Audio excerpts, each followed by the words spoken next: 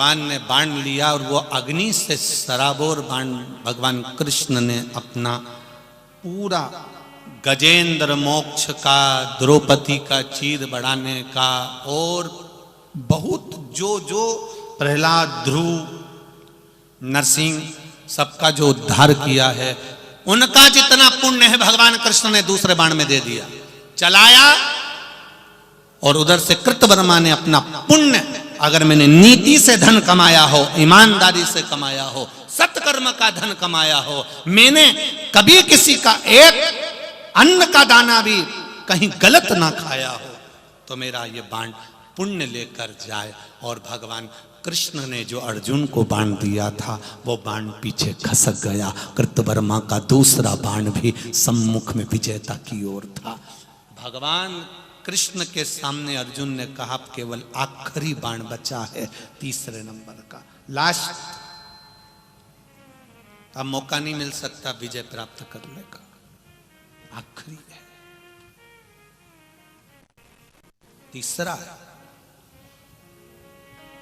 और ये तीसरा जो बाण है, भगवान कृष्ण कहते हैं अर्जुन घबरा मती,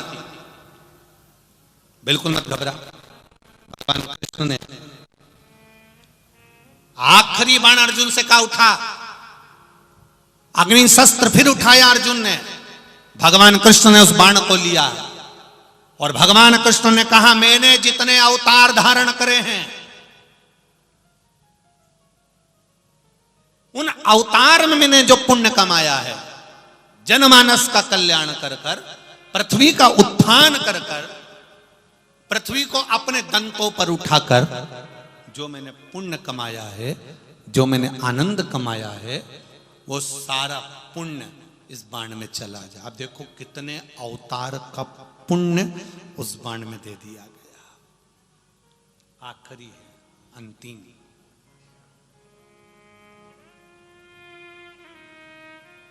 अंतिम बाण।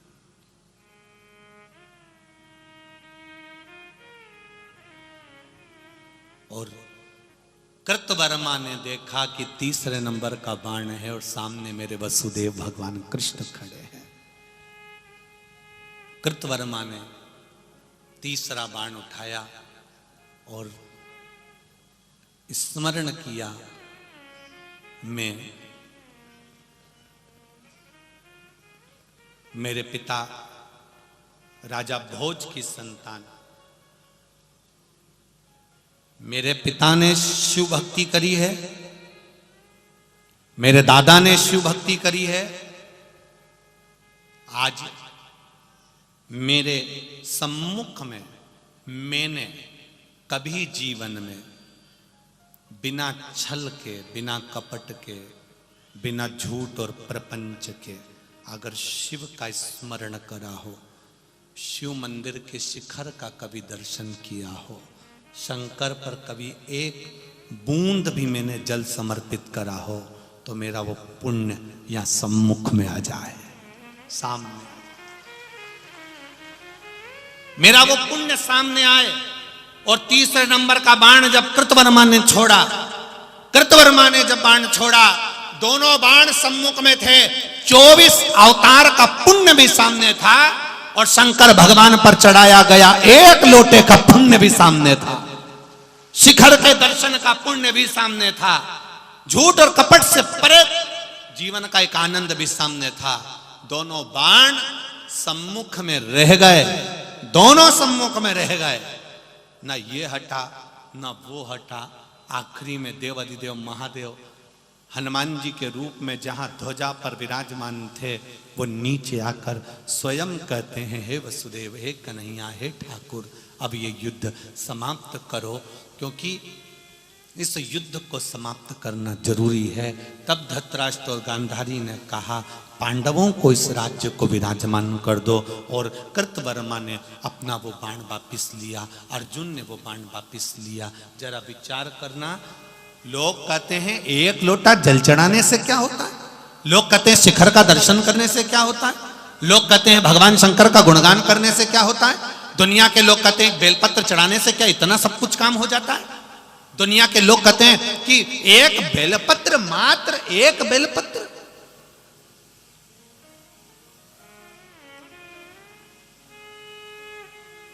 केवल एक बेलपत्र। क्या शंकर भगवान का गुणगान इतना पवित्र है कि उसका फल इतना मिल जाता है?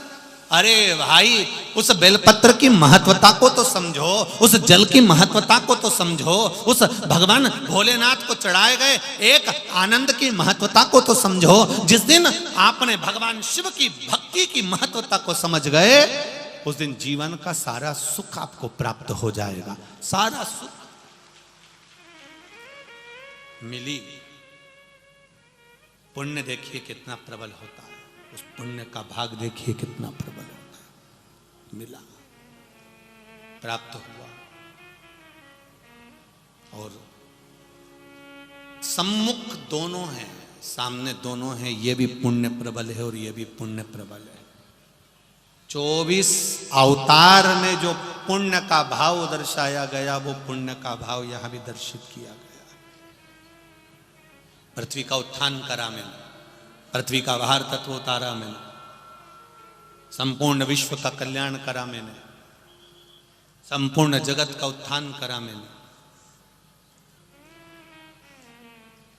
अब वो पुण्य सामने, इसलिए बार बार कहते हैं कुछ अच्छा कर कर चलना।